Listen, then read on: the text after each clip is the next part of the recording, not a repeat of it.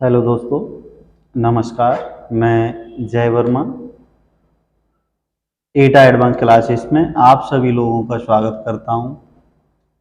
आज हम देखो एक बहुत जो समस्या जटिल बनी हुई है उस पर बात करने जा रहे हैं। वो समस्या है आरओ की वैकेंसी की। पहले नंबर तो देखो अभी वैकेंसी का कुछ पता आता नहीं है, आ नहीं रही है। और देखो कोई भी यूट्यूबर है या कोई भी किसी भी बड़े से बड़े चैनल या छोटे से छोटा चैनल या कोई अखबार या कोई प्रेस मीडिया किसी के माध्यम से भी अभी ये कंफर्म नहीं हो पा रहा है कि वैकेंसी आएगी कब। लेकिन हाँ, इतना है कि ये वैकेंसी आएगी और 2023 में ही इसका एग्जाम होगा आरओ का। लास्ट वैकेंसी आई है 2021 में, उसके बाद से कोई वैकेंसी नहीं आई। आज जो फोकस है वो हमारा ये है, क्या वास्तव में 2023 में जो वैकेंसी आरओ की आएगी वो आसान होगी या नहीं होगी। इतना मतलब ऐसे क्या रीजन है कि ये वैकेंसी इतनी आसान, जैसे प्रीवियस पेपर हुए हैं हमारे लास्ट ईयर के जो 2021 का हुआ है या 2016 वाला 20 में हुआ था, उसके अपेक्षा क्या जो 2023 का है पीसीएस जो आरओ वाला वो इतना आसान होगा। तो कहीं ना कहीं ये इतना आसान तो नहीं होगा। जो लास्ट पेपर हुए हैं उनसे थोड़ा हटके रहेगा। उसका मेन रीजन है वो आपके सामने सबको पता है। देखो कोई वैकेंसी नहीं है, और वैकेंसी है भी तो बहुत सारी अड़चन है। ये बात आपको माननी पड़ेगी हमारी, और इसको आपको स्वीकार करना पड़ेगा। अब मैं बात करता हूँ कि ये आसान क्यों नहीं होगा। पिछले पेपर, लास्ट जो पेपर हुए हैं उनके अपेक्षा ये वाला जो 2023 का है वो आसान इसलिए नहीं होगा। सबसे पहला फैक्टर है वो है 2023 के जो हमारा अपर पीसीएस होता है उसकी वैकेंसी का कम होना। आपने देखा होगा नोटिफिकेशन निकाला 2023 की वैकेंसी का, वो केवल 173 वैकेंसी थी, उन पर नोटिफिकेशन निकला। उसके अलावा आप देखिए कि वैकेंसी आई तो भाई सीधी सी बात है, वैकेंसी कम है, कम है तो कम बच्चों का सिलेक्शन होगा।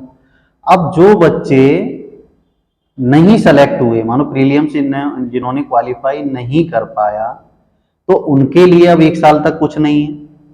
तो उन्हें अब क्या दिखाई दे रहा है, केवल और केवल आरओ की वैकेंसी दिखाई दे रही है।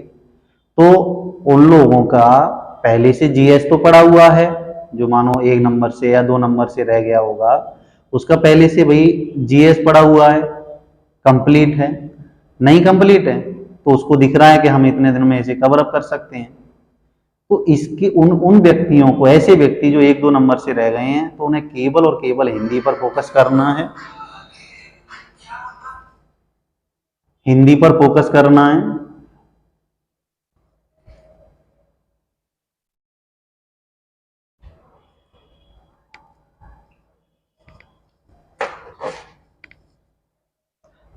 हिंदी पर फोकस करना है और वो लोग इसमें लग जाएंगे, वो लोग इसमें लग जाएंगे अपने आरओ के लिए। अब देखिए उनके लिए जब 1 साल के लिए कोई और कोई वर्क नहीं, अब वो व्यक्ति जिनका पहले से जीएस तैयार है, अब उन्हें केवल हिंदी पे लगना है, तो भाई वो सीधी सी बात है हिंदी हिंदी के लिए लग जाएगा जो 60 नंबर की आती है।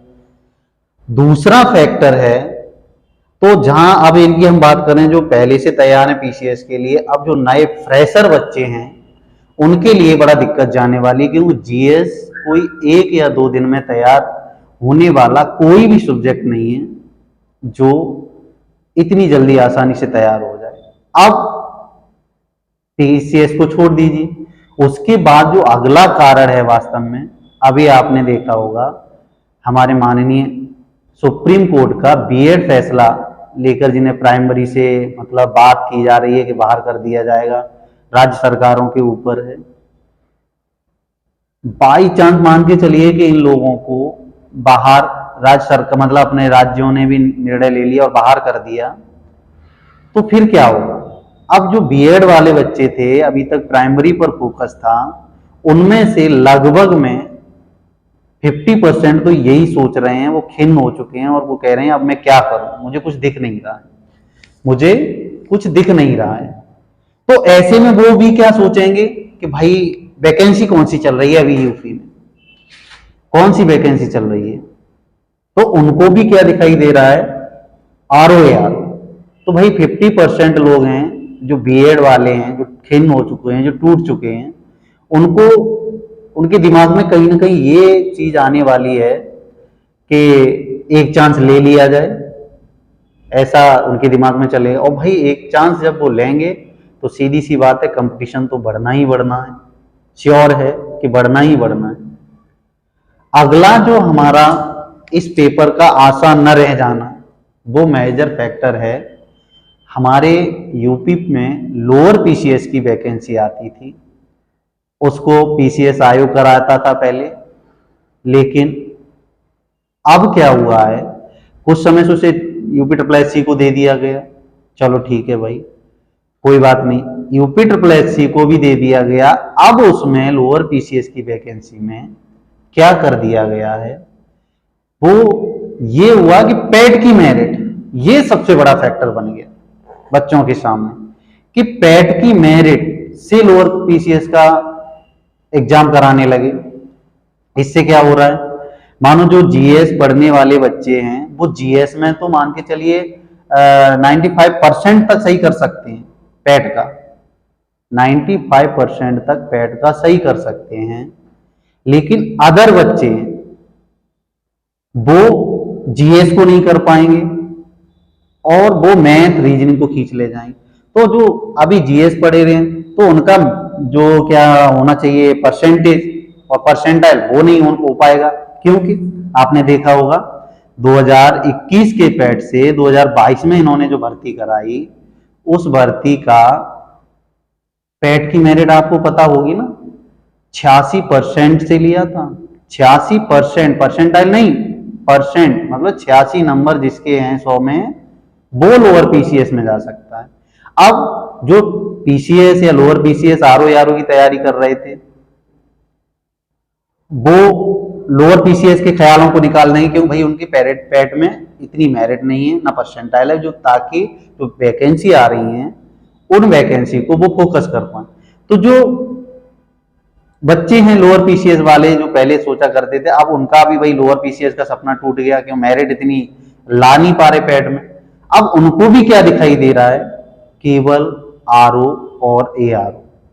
तो ये वैकेंसी इतनी जटिल होने जा रही है, आने वाली वैकेंसी बहुत ही, इस बात को आप सच्चाई कड़वी बेशक है, इसको आपको स्वीकार तो करना ही होगा इस बात को कि ये वास्तव में 2023 का आने वाला लोअर है, वो सॉरी ROAR वैकेंसी है, वो इतनी, जितना हमारा लास्ट पेपरों में रहती थी, लास्ट ईयर के पेपरों में रही है, उतना आसान नहीं है। तो फिर किया क्या जाए, देखो आपको इन चीजों से टूटना नहीं है, करेंगे आप ही लोग, आप ही लोग करेंगे, इसको क्वालिफाई करेंगे आप ही।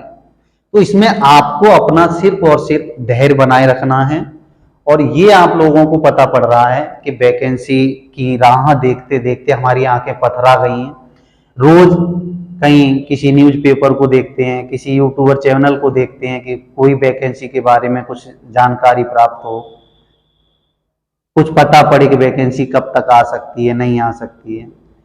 अब ये तो हमारे मेजर फैक्टर हो गए कि ये वैकेंसी इतनी आसान नहीं रह गई है, और जो थोड़ा मौज मस्ती में तैयारी कर रहे हैं वो तो इस चीज को भूल ही जाएं कि वो RO और ARO को क्वालिफाई कर सकते हैं।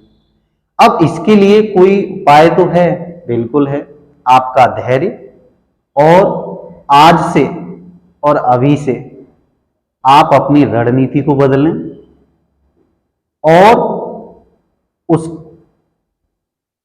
तरह से मेहनत करें कि देखिए कितना बड़ा कंपटीशन होने वाला है ROAR का।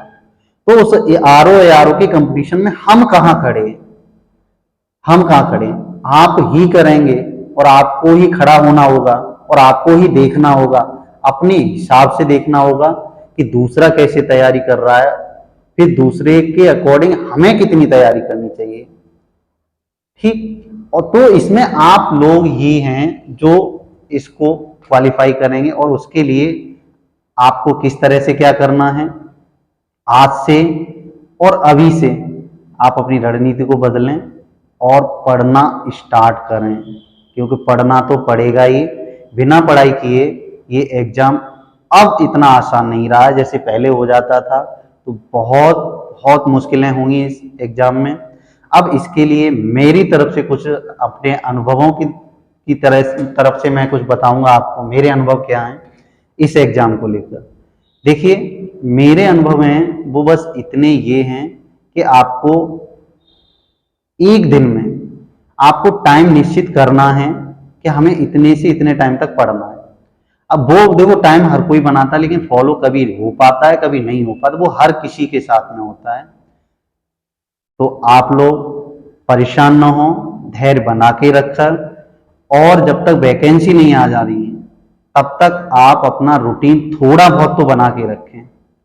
और जो फ्रेशर हैं उनको तो कम से अभी से 8 से 10 घंटे पढ़ना होगा। जो फ्रेशर बच्चे हैं उनको 8 से 10 घंटे पढ़ना होगा। आगे किस तरह से पढ़ना है, कितने घंटों को लेकर पढ़ना है, और कौन से सब्जेक्ट को कितना पढ़ना है, ठीक, वो हम अगले अपने लेक्चर में बताएंगे, जो अगला लेक्चर होगा। तो अगर ये लेक्चर आपको थोड़ा भी आपके लायक हो या समझ में आया हो तो इसे सब्सक्राइब, शेयर और लाइक जरूर करना, जरूर करना। Thank you.